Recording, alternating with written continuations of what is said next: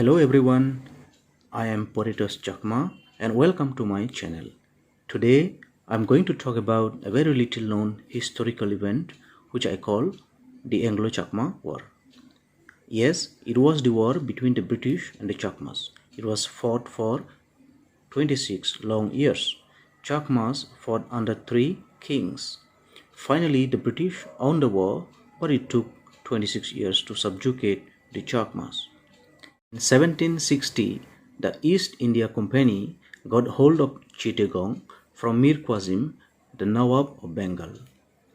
Before the British, the Chakma king had economic relations with the Mughals and used to pay a tribute in cotton to the Mughal administration in exchange for trade with the plains people. But after the British captured Chittagong, this cotton tribute, which was voluntary, went to the British and they demanded it as a tax to the state. At that time, the Chakma kingdom was very large in area.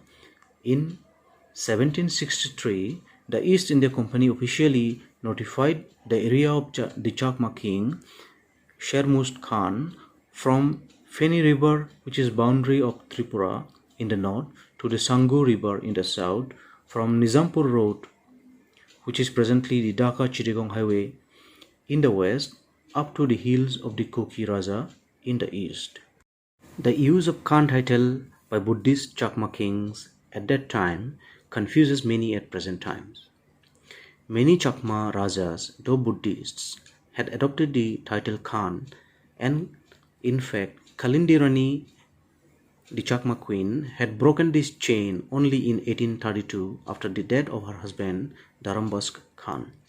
Regarding the origin of Khan title among the Chakma royals, Deputy Commissioner of the Chittagong Hill Tracts, Hutchinson, wrote, "It is said that Choman Khan married into the family of the Wazir of Chittagong and received the Mohammedan title of Khan in consequence. Choman Khan was a Chakma king."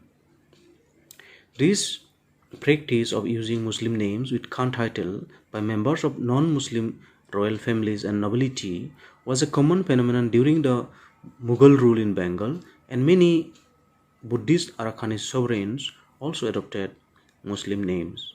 Historian Suniti Bhushan Konango pointed out, this adoption of Muslim name is an important evidence of the Muslim influence in the court and in the cultural domain of Arakan. The Chakmas were independent, but when Warren Hastings became the governor of Bengal in 1772, he began to interfere. At that time, Chakma king was Sher Daulat Khan. The Chakma kingdom became target of Warren Hastings' expansionist policy. Soon, Charles Bentley, the collector of Chittagong, started demanding 501 mounds of cotton annually from the Chakma Dewan of Rangunia, Ronu Khan.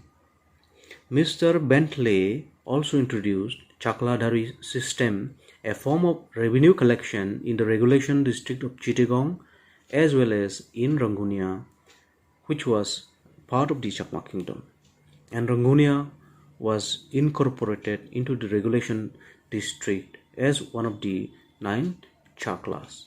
Worst, the collection of revenue was handed over to a non-Chakma Chakladar.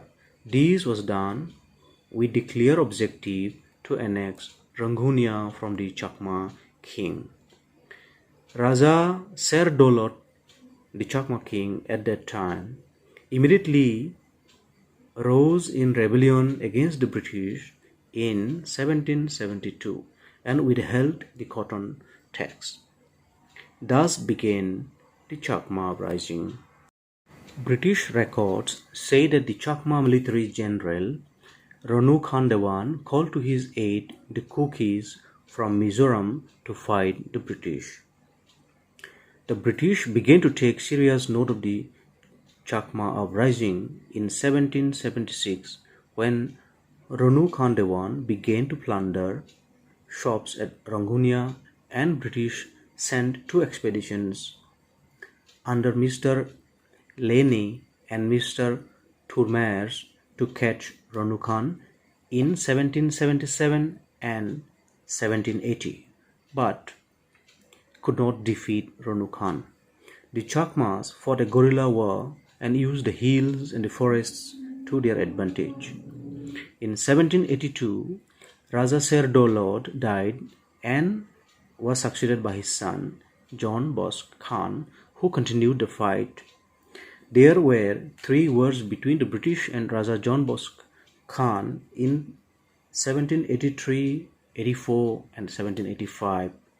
But the Chakma king refused to surrender, and the British imposed economic blockade by stopping all supplies and not allowing the hill people to have access to the bazaars in the plains. But instead of surrendering, military commander Ranu Khan Dewan adopted countermeasures by cutting off fuel woods from the hills.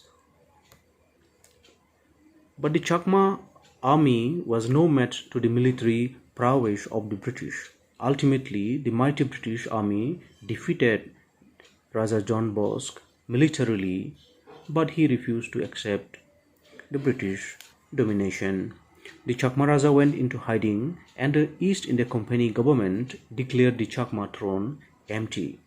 However, the British soon realized the futility of this war, as revenue collection has stopped on account of the refusal by the Chakmas and other hill tribes to pay any taxes. On the other hand, prolonged hostility with the British had exhausted the economic and moral strength of the Chakmas. Under these circumstances, a formal meeting between the Chakma Raja and the Governor General was held at Kolkata to end the hostilities. Raja John Bosque went to Kolkata at the invitation of Governor General Lord Cornwallis in February 1787. The meeting ended in signing of a peace treaty between the two sides. As part of this peace treaty, the East India Company recognized John Bosque as the Raja of the Chakma, and the Chakma king on his part agreed to maintain peace in his territory and allowed the British troops to remain in the Chakma territory. Thus, the peace treaty resulted in the erosion of the authority of the Chakma Raja, and the British began to impose unilateral measures. One of the measures that the British took was to abolish cotton tax and demanded payment in cash, which formalized the state control of the Chakma kingdom by the British. In 1791, the Revenue Board abolished cotton tax and demanded money. This settlement is known as Jum Bongo, or right to Jum, made in the name of Raja John Bosque Khan at the payment of annual rent rupees 1,775.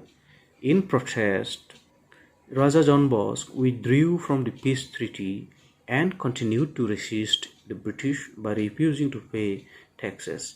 He died in exile while fighting the British and was succeeded by his eldest son Raja Thobok or Thabbar Khan, who also refused to accept the British domination. Raja Thabbar Khan continued to fight but suffered a heavy defeat at the hands of the British troops in 1793-94. Ranu Khan Dewan, the Chakma military general, continued the fight till his last breath. It is said that to evade his arrest, he committed suicide by taking poison after his last fight with the British troops in 1795. Raja Thabbar Khan also died in 1798, and the Anglo-Chakma War came to an end with his death. The British restored the system of payment of revenue, but instead of tribute, it took the shape of revenue paid to the state. The Anglo-Chakma War shook the East India Company government, and they did not dare to bring the Chakma kingdom under their direct state control, fearing more reprisals from the Chakma hill people. On 21 April 1829, Mr. Halhed, Commissioner of Chittagong, declared that the hill tribes were not British subjects but mere tributaries, and that he recognized no right on their part to interfere with the internal arrangements of the Chakmas. Such was the bravery, patriotism, and sacrifices of the Chakma kings and the Chakma army to protect their independence and fought the British much before any other tribe fought to keep the northeastern frontier of India free from British control. Yet today, they are the forgotten warriors against the British rule. We study about many tribal rebellions in India, but the Chakma rebellion, which is one of the first and the longest rebellions against the British, has been forgotten. If you have liked this video, please don't forget to like it, share it, and subscribe to my channel. Thank you.